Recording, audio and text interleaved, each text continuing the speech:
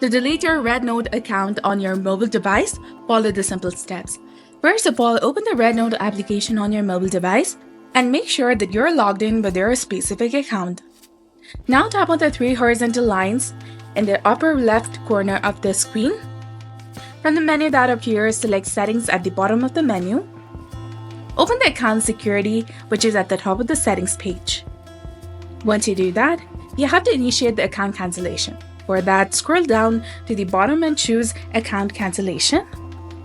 And you will be prompted to enter a verification code sent to your registered email or mobile number.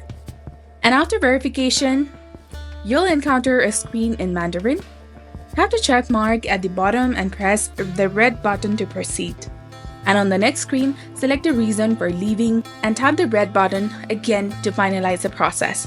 So this was all about it. This is how you can delete your REDnote account. So if you found this guide helpful, please like, share, and subscribe.